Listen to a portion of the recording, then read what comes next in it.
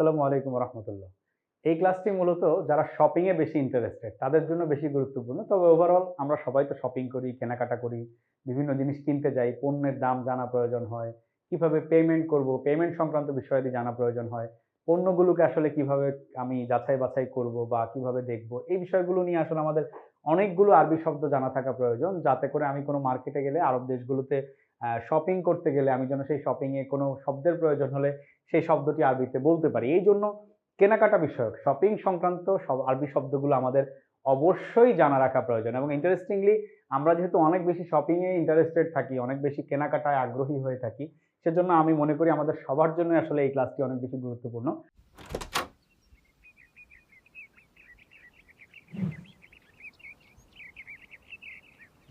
আমরা চলে যাব প্রথমেই এই যে শপিং করা, কেনাকাটা করা, বাজার করা, এটিকে আরবিতে কি বলা হয়? এই শপিং বা মার্কেটিং বা কেনাকাটাকে আরবিতে বলা হয় তাসাউউক। আর সুকুন শব্দের অর্থ হচ্ছে বাজার, সেখান থেকে আর তাসাউউক শব্দের অর্থ হচ্ছে শপিং করা, কেনাকাটা করা বা বাজার করা। এটিকে আরবিতে বলা হয় তাসাউউক বা আত-তাসাউউক, কেনাকাটা করা, শপিং করা, বাজার করা। তারপরে চলে যাব, যিনি কেনাকাটা আমরা তো করতে যাই মার্কেটে, যিনি বিক্রি করেন, বিক্রেতাকে আরবিতে কি বলা হয়? যিনি বিক্রয় করেন বা সেলার, বিক্রেতাকে আরবিতে বলা হয় বা ইউন। এই বা ইউন শব্দের অর্থ হচ্ছে বিক্রেতা। সাধারণত আল বাইউ শব্দের অর্থ হচ্ছে বিক্রয় করা, বাইউ। সেখান থেকে বা ইউন, যিনি বিক্রয় করেন তাকে আরবিতে বলা হয় বা ইউন। তারপরে আমরা বিক্রেতার আরবি জেনে নিলাম, এবার জানবো ক্রেতাকে আরবিতে কি বলা হয়। আমরা যারা কেনাকাটা করতে যাই আমাদেরকে তো ক্রেতা বলা হয়, উই আর বায়ার্স, রাইট? আমরা বাই করি বা ক্রয় করি। এই ক্রয় যিনি করেন তাকে ক্রেতা বলা হয়। ক্রেতাকে আরবিতে কি বলা হয়? ক্রেতাকে বলা হয় মুশতারি। ইশতেরাউন শব্দের অর্থ হচ্ছে ক্রয় করা। সেখান থেকে ইশতেরা শব্দ থেকে যিনি ক্রয় করেন তাকে বলা হয় মুশতারি। এই মুশতারি শব্দের অর্থ হচ্ছে ক্রেতা।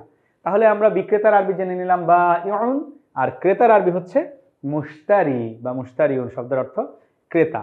আচ্ছা, এই বিক্রেতা ক্রেতার আরবি জানার পর আমাদের তো দাম সম্পর্কে জানতে হয়। দাম বা মূল্য, এটির আরবি দুইটি আরবি রয়েছে। আরেকটি আরবি হচ্ছে সামানুন। আমরা সামানুন শব্দটির অর্থ মূল্য সেটি জানি। এই সামানুন শব্দের অর্থ হচ্ছে মূল্য। আমরা আরেকটি আরবি শব্দ এখানে লিখে নিলাম। সাধারণত আমরা সেয়ার জিজ্ঞেস করি বিভিন্ন শপিং মলে বা কেনাকাটা করতে গেলে, কাম সেয়ারুহা বা হচ্ছে কাম সেয়ার হাজা, এটির দাম কত, সেয়ার বলি আমরা। সেয়ারুন শব্দের অর্থ, এখানে একটি প্রশ্নপিএস হবে যেহেতু আইন আছে। সেয়ারুন শব্দের অর্থ হচ্ছে দাম বা মূল্য। সাধারণত সেয়ারুন শব্দের অর্থ হচ্ছে দাম বা মূল্য। তবে সামানুন শব্দটি সা দিয়ে যেটি লেখে, সামানুন শব্দের অর্থ মূল্য বা দাম। আচ্ছা, তাহলে দামের আরবি সেয়ারুন বা সামানুন।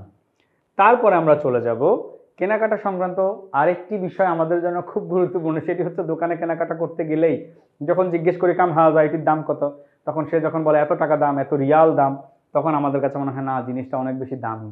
এই যে দামি, এক্সপেন্সিভ, এটির আরবি কি? গলিয়াথুন। আমরা গলিয়াথুন বলতে পারি বা গলিউন বলতে পারি, গলিউন বলতে পারি। যদি সেটি পুরুষবাচক শব্দের জন্য হয় তাহলে বলতে পারি গলিউন, আর যদি স্ত্রীবাচক শব্দের জন্য হয় তাহলে বলতে পারি গলিয়াথুন। তাহলে দামি শব্দের আরবি কি? গলিয়াথুন। আমরা বলি না হাযা গলিউন জিদ্দান, এটা তো পুরুষবাচক শব্দের জন্য। হাযিহি গলিয়াথুন, এটি অনেক বেশি দামি। তাহলে গলিন অথবা গলিয়াথুন শব্দের অর্থ দামি বা এক্সপেন্সিভ। এবার একটু কম দামি জিনিস পেলে বা সস্তা জিনিস পেলে আমরা অনেকেই কিনতে চাই। আমাদের তো আসলে কম দামি জিনিস পেলেই ভালো লাগে। তো সস্তা জিনিসগুলো যে ওই বাজারে তুলনামূলক কম দামে পাওয়া যায়, এই মার্কেটে তুলনামূলক সস্তা পাওয়া যায় জিনিসপত্র, এই যে সস্তা বা কম দামে পাওয়া, এটিকে আরবিতে কি বলা হয়? রখিসতুন বা রখিসুন। পুরুষবাচক শব্দ হলে আমরা বলবো রখিসুন, আর স্ত্রীবাচক শব্দ হলে আমরা বলবো রখিসতুন। আমরা এখানে লিখে দেই, পুরুষবাচক শব্দের জন্য আমরা বলবো রখিসুন, আর স্ত্রীবাচক শব্দের জন্য বলবো রখিসতুন। রখিসতুন বা রখিসুন শব্দের অর্থ হচ্ছে সস্তা। তুলনামূলক আমরা যদি কম্পেয়ার করি তাহলে আমরা বলতে পারি যে এটি একটু, ওইখানে একটু দামি আর এখানে একটু সস্তা। গলিউন অথবা রখিসুন, গলিয়াতুন, রখিসতুন, এভাবে আমরা মনে রাখতে পারি। সস্তার আরবি হচ্ছে রখিসুন বা রখিসতুন। আচ্ছা, এবার ইম্পর্টেন্ট জিনিস, শপিং মল, যেখানে আসলে আমরা কেনাকাটা করতে যাই। শপিং সেন্টার, শপিং মল, বিভিন্ন বড় বড় Bashundhara shopping mall, shopping centre, Jamuna Future Park, এখানটায় যে শপিং মলগুলো বড় বড় রয়েছে, এই শপিং মলগুলোকে আরবিতে কি বলা হয়? মূলত মার্কাজ শব্দের অর্থ হচ্ছে সেন্টার। আমরা তো মার্কাজ জানি, মার্কাজ একটি পরিচিত শব্দ। মার্কাজ শব্দের অর্থ হচ্ছে সেন্টার বা কেন্দ্র। এই মার্কাজের সাথে আমরা যখন শপিং শব্দটির আরবি যোগ করে দিই, শপিং এর আরবি আমরা পড়ে এসেছি, শপিং করা আরবি হচ্ছে আত-তাসাউক। সুকুন শব্দ থেকে আত-তাসাউক শব্দের অর্থ হচ্ছে শপিং করা। তাহলে যেখানে শপিং করা হয়, যেই সেন্টারে, যেই কেন্দ্রে, মার্কাজুত তাসাউক শব্দের অর্থ হচ্ছে শপিং মল বা শপিং সেন্টার। মার্কাজুত তাসাউক, মার্কাজ তাসাউক, মার্কাজ শব্দের অর্থ হচ্ছে কেন্দ্র বা সেন্টার, তাসাউক শব্দের অর্থ হচ্ছে শপিং। মার্কাজুত তাসাউক শব্দের অর্থ হচ্ছে শপিং মল বা শপিং সেন্টার। আচ্ছা, তারপরে আমরা চলে যাব প্লেস। এই যে কেনাকাটার প্লেসে আমরা প্রথমটি দেখলাম মার্কাজুত তাসাউক বা শপিং মল, দ্বিতীয়টি হচ্ছে দোকান। আমরা কোনো দোকান থেকে কেনাকাটা করতে পারি। দোকানের আরবি কি? দোকানকে আরবিতে বলা হয় দুক্কানুন। দুক্কানুন, এখানে আমরা এভাবেও লিখতে পারি দুক্কানুন, অথবা শুধু দোকান লিখলেও হবে। তাহলে দুক্কানুন শব্দটি আরবি শব্দ। দুক্কানুন শব্দের অর্থ হচ্ছে দোকান। দোকানের আরবি আমরা জেনে নিলাম দুক্কানুন। দোকান শব্দের অর্থ দোকান। আচ্ছা, এবার আমরা দেখব ব্যক্তি সংক্রান্ত। এই যে আমরা বিক্রেতার আরবি জেনেছি, বিক্রেতাকে আরবিতে বলা হয় বাইউন। এবার যিনি দোকানদার বা দোকানে যিনি থাকেন, এটা মুদি দোকানদার হতে পারে, অন্য যে কোনো দোকানদার হতে পারে। দোকানদারকে আরবিতে কি বলা হয়? দোকানদারকে আরবিতে বলা হয় দুক্কানিয়ুন। এখানে একটা তাসদিদ দিয়ে আমরা বলবো দুক্কানিয়ুন বা দুক্কানি। আমরা সহজে এটাকে দুক্কানি বলতে পারি, এটা এইভাবে লিখতে পারি দুক্কানিয়ুন বা দুক্কানি। আচ্ছা, অর্থ হচ্ছে দোকানদার। যিনি দোকানদার তাকে আরবিতে কি বলে? দুক্কানিয়ুন বা দুক্কানি। আচ্ছা, তারপরে আমরা চলে যাব ব্যক্তি সংক্রান্ত আরেকটি শব্দ, যেমন যিনি টেইলরিং করেন বা দর্জি, কাপড় চোপড় সেলাই করেন। আমরা অনেক সময় তো দর্জির কাছে যেতে হয় কাপড় সেলাই করার জন্য। যিনি সেলাই কাজ করেন তাকে আরবিতে কি বলা হয়? তাকে আরবিতে বলা হয় খৈয়াত। খৈয়াতুন শব্দের অর্থ হচ্ছে দর্জি বা টেইলর। আমরা যার কাছে কাপড় চোপড় সেলাই করতে দেই, কাপড় কেনার পর যিনি সেলাই করেন তাকে দর্জি বা টেইলর বলা হয়। এটাকে আরবিতে বলা হয় খৈয়াত। নামশি ইলাল খৈয়াত, আমি টেইলরের কাছে যাচ্ছি। কেন, কি জন্য যাচ্ছি? সেলাই কাজ করানোর জন্য। টেইলর আমার কাপড় সেলাই করে দিবে। আচ্ছা, খৈয়াত শব্দের অর্থ হচ্ছে টেইলর বা দর্জি, যিনি কাপড় সেলাই করেন। আচ্ছা, তারপরে সেলসম্যান বা বিক্রেতা। আমরা অবশ্য বিক্রেতার আরবি একবার পড়েছি, তারপরে এখানে আরেকবার এসছে সেলসম্যান বা ইয়াউন শব্দের অর্থ হচ্ছে বিক্রেতা। এই বিক্রেতা সেলসম্যান একই শব্দ, আলাদা করে দেখানো জাস্ট। এটিও হচ্ছে যিনি বিক্রেতা বা বিক্রয় করেন, সেল করেন, তাকে সেলসম্যান বলা হয়। বা ইয়াউন শব্দের অর্থ বিক্রেতা। আমরা এটি বায়উন মনে রাখলেই আমাদের বিক্রেতা বা সেলসম্যান দুটোর আরবি জানা হয়ে গেল। পেমেন্ট সংক্রান্ত, এটি খুব ইম্পর্টেন্ট। আমি আসলে কিভাবে পে করব বা আমার কোথা থেকে পে করব? সাধারণত আমাদের টাকা কোথায় থাকে? টাকা থাকে ওয়ালেট, পার্স বা ওয়ালেট। এই ওয়ালেটের ভেতরে আমাদের টাকা থাকে। শব্দটি হচ্ছে জানবিল, এখানে নুন, আমরা ইকলাব করে এটাকে জামবিল পড়েছি আর কি। জানবিল পড়া যেত, আমরা জানবিলও পড়তে পারি অথবা জামবিল পড়তে পারি, ইকলাব করে এটাকে জামবিল পড়েছি। আচ্ছা, এটা জানবিল পড়লেও হবে। ওয়ালেট বা পার্সের আরবি হচ্ছে জানবিল বা জামবিল, দুভাবেই আমরা পড়তে পারি। জানবিল শব্দের অর্থ হচ্ছে ওয়ালেট, জানবিল অর্থ ওয়ালেট বা পার্স, যেখানে আমাদের টাকা পয়সা থাকে, যেখান থেকে আমরা টাকা পে করব। আচ্ছা, এই পে করার আগে আরেকটা বিষয় থাকে যে আমরা সব সময় কোনো প্রোডাক্ট কিনতে গেলে সেখানে একটু ডিসকাউন্ট চাই। বলি যে ভাই আপনার দোকানে ডিসকাউন্ট নাই, এতগুলো জিনিস কিনছি, কিছু ডিসকাউন্ট দিবেন না? বা কত পার্সেন্ট ডিসকাউন্ট আছে, কত পার্সেন্ট ছাড় আছে? এই যে ছাড় বা ডিসকাউন্ট, এটিকে আরবিতে কি বলা হয়? এটিকে আরবিতে বলা হয় তাখফিদ। এই তাখফিদ শব্দের অর্থ হচ্ছে ছাড় দেয়া, ডিসকাউন্ট করা বা ডিসকাউন্ট দেয়া। এটিকে আরবিতে বলা হয় কি? তাখফিদ। তাখফিদ শব্দের অর্থ ডিসকাউন্ট বা ছাড় দেয়া। আচ্ছা, এবার এই যে দামাদামি করা, দর কষাকষি করা যেটিকে বলে আরবিতে, এটিকে আরবিতে কি বলা হয়? মুফাওয়াদা। এই মুফাওয়াদা শব্দের অর্থ হচ্ছে দামাদামি করা। যে সে তার সাথে দর কষাকষি করেছে বা আমি তার সাথে দর কষাকষি করেছি। এই যে দর কষাকষি করা বা দামাদামি করা, এটিকে আরবিতে কি বলা হয়? এটিকে আরবিতে বলা হয় মুফাওয়াদা। মুফাওয়াদা শব্দের অর্থ হচ্ছে দামাদামি করা বা দর কষাকষি করা। তারপর আমরা চলে যাব, আমরা অনেক সময় দেখি যে কোনো দোকান থাকে ফিক্সড প্রাইস লেখা থাকে, ফিক্সড প্রাইস। এখানে এটি এক দামের দোকান, এখানে কোনো দামাদামি করা যাবে না, এটি ফিক্সড প্রাইস। আচ্ছা, এই ফিক্সড প্রাইসের আরবি কি? এই যে এক দাম লেখা আছে, এই এক দাম বা নির্দিষ্ট ফিক্সড, এক দামের তো ইংরেজি হিসেবে লেখা থাকে ফিক্সড প্রাইস। এই ফিক্সড তারপরে লেখা থাকে প্রাইস। আচ্ছা, ফিক্সড প্রাইসের আর বাংলা কি? এক দাম। তাহলে ফিক্সড এর আরবি হচ্ছে আল মুহাদ্দাদ, মানে নির্দিষ্ট। প্রাইসের আরবি হচ্ছে আস-সামান। আমরা একটু আগে বলেছিলাম যে মূল্য বা দামের কিন্তু দুইটা আরবি হয়। একটা হচ্ছে আমরা ওখানে পড়েছি সিআরুন শব্দের অর্থ হচ্ছে দাম। এখন এখানে আরেকটি দেখছি সামানুন, সেখানে আমরা বলেছিলাম যে সামানুন শব্দের অর্থ দাম বা মূল্য। তাহলে আস-সামানুল মুহাদ্দাদ, আস-সামান শব্দের অর্থ হচ্ছে মূল্য, মুহাদ্দাদ শব্দের অর্থ হচ্ছে নির্দিষ্ট। হাদ্দাদা ইউহাদ্দিদু বাবে তাফিলের ওজনে তাহদিদ থেকে মুহাদ্দাদ শব্দের অর্থ হচ্ছে ফিক্সড, নির্দিষ্ট, যেই দামটা নির্দিষ্ট করা আছে এর চেয়ে কমে কিন্তু পে করা যাবে না। তাহলে এই ফিক্সড প্রাইস বা একদমকে আরবিতে কি বলা হয়? আস-সামানুল মুহাদ্দাদ, অর্থাৎ নির্দিষ্ট বা একদম। আস-সি'রুল মুহাদ্দাদ, আমরা সি'র মুহাদ্দাদ বলতে পারি, সামান মুহাদ্দাদ বলতে পারি, যেভাবেই বলি। আচ্ছা, তারপরে এই যে টাকাটা পে করব, আমরা প্রায় সময় টাকাটা ক্যাশ পে করি, কখনো আবার অনলাইন পে করি, কার্ড পে করি, আবার এখন তো দেখা যায় কার্ড অ্যাকসেপ্ট করে সবাই। তো আমরা ক্যাশ পে করাই, যে ক্যাশ, নগদ ক্যাশ বা নগদ অর্থ যেটা দিয়ে আমরা টাকা দেই, এই নগদ ক্যাশকে আরবিতে কি বলা হয়? নুকুদ। টাকার মূলত আরবিতে মুদ্রার অনেকগুলো আরবি আছে। ফুলুস অর্থ মুদ্রা, নুকুদ অর্থ মুদ্রা, নুকুদ থেকেই নাকদান, আমরা যে নগদ বলি, নগদ কিন্তু বাংলা শব্দ না, এটি আরবি শব্দ, যে নাকদান, সেখান থেকে বাংলায় আমরা নগদ বলি। তাহলে এই ক্যাশের আরবি হচ্ছে নুকুদ, অর্থাৎ নুকুদে, ক্যাশে পে করবে, যে আমি নগদ টাকায় পে করবে, এটিকে আরবিতে কি বলা হয়? নুকুদ। তারপরে আমি যদি আরবি নগদ টাকায় পে না করে আমি যদি অনলাইনে পে করতে চাই, তাহলে পেমেন্টের আরবি হচ্ছে দাফউ। আদ-দাফউ শব্দের অর্থ হচ্ছে পেমেন্ট। দাফা ইয়াদফাউ শব্দের অর্থ হচ্ছে পে করা, পরিশোধ করা, আর আদ-দাফউ শব্দের অর্থ হচ্ছে পে করা। আচ্ছা, এই যে আমরা এখানে কালার কোড দিয়েছি, আদ-দাফউ শব্দের অর্থ পে করা। আর অনলাইনের আরবি হচ্ছে ইলেকট্রনিক। ইংরেজিতে আমরা যেটাকে ইলেকট্রনিক লিখি, ইলেকট্রনিক পেমেন্ট বা ই পেমেন্ট অথবা অনলাইন পেমেন্ট, এটাকে আমরা আরবিতে ইলেকট্রুনি বলি, ইলেকট্রুনি, আল ইলেকট্রুনি। তাহলে অনলাইন পেমেন্টের আরবি কি? আদ-দাফউল ইলেকট্রুনি, আদ-দাফউল ইলেকট্রুনি, আদ-দাফউল ইলেকট্রুনি। আচ্ছা, তাহলে ইলেকট্রুনি মানে অনলাইন, আদ-দাফউ মানে পেমেন্ট। তারপরে যদি আমি কার্ডে পেমেন্ট করতে চাই, কার্ড পে, আমরা যে মাস্টার কার্ড থাকে, ভিসা কার্ড থাকে, ক্রেডিট কার্ড থাকে, ডেবিট কার্ড থাকে, কার্ডে পে করতে চাইলে আমি কিভাবে পে করব? পেমেন্টের আরবিতে আমরা জানি আদ-দাফউ, এখানে আমরা লিখে দিয়েছি। তাহলে ইলেকট্রনিক মানে হচ্ছে অনলাইন। আর কার্ডের আরবি কি? কার্ডের আরবি হচ্ছে বিতাকা। এই যে আমরা কার্ড থাকে, আমাদের আইডি কার্ড থাকে, বিতাকা শাখসিয়া, আইডেন্টিটি কার্ড, তারপর হচ্ছে বিতাকাতুল জামিয়া, বিশ্ববিদ্যালয় কার্ড, যে কোনো রকম কার্ড থাকে আমাদের, এটাকে আরবিতে বিতাকা বলা হয়। আচ্ছা, বিতাকা মানে হচ্ছে কার্ড, আমরা বিতাকা অর্থ কার্ড, এটি জেনে নিলাম। তাহলে কার্ড পেমেন্ট মানে হচ্ছে কার্ডের থ্রুতে যে পেমেন্টটা করা হয়, কার্ডটা ইউজ করে কার্ডের থ্রুতে যে পেমেন্টটা করা হয় সেটাকে বলে কার্ড পেমেন্ট। এই জন্য এই যে থ্রো শব্দটির জন্য আমরা আরবিতে আবরা শব্দটি এনেছি। আবরা মানে হচ্ছে থ্রো, ইংরেজিতে যে থ্রো, পেমেন্ট থ্রো কার্ড, এটিকে ইংরেজি আরবিতে বলা হয় আদ-দাফউ আবরাল বিতাকা।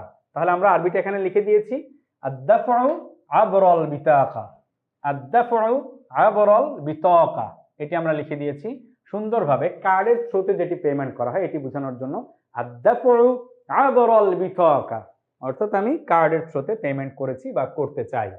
আচ্ছা, এবার পণ্য সংক্রান্ত, আমরা যে কিছু প্রোডাক্ট কিনতে যাই, সেই প্রোডাক্টগুলো সম্পর্কে যখন আমাদের কথাবার্তা বলতে হয়, যেমন আমি কালার চয়েস করতে চাই, কালারের আরবি কি? তারপর হচ্ছে আমি সাইজ কতটুকু নিব, সাইজের আরবি কি? এগুলো যখন বলতে হবে, রং বা কালার, এটির আরবি হচ্ছে লাউনুন, সবচেয়ে সহজ শব্দ। লাউনুন শব্দের অর্থ হচ্ছে রং বা কালার। আবার বলছি সবাই মনে রাখার সুবিধার্থে, লাউনুন শব্দের অর্থ রং বা কালার। তারপরে সাইজ, এই যে ইংরেজিতে আমরা যেটিকে এভাবে লিখি সাইজ, মানে আমি কতটুকু বড় চাই, এল সাইজ চাই নাকি হচ্ছে মিডল সাইজ, না মিডিয়াম সাইজ নাকি স্মল সাইজ, এস, এম, এল, এক্সেল, এরকম সাইজ, কোন সাইজের প্রোডাক্টটি চাই, এই সাইজকে আরবিতে বলা হয় হাজমুন। মানে আপনি যেই কোন হাজমের আপনি পোশাক চাচ্ছেন, এস, এম, এল নাকি এক্সেল না ডাবল এক্সেল। আচ্ছা, হাজমুন শব্দের অর্থ সাইজ বা আকার বা বড় ছোট, সেই সাইজকে বলা হয় আরবিতে হাজমুল।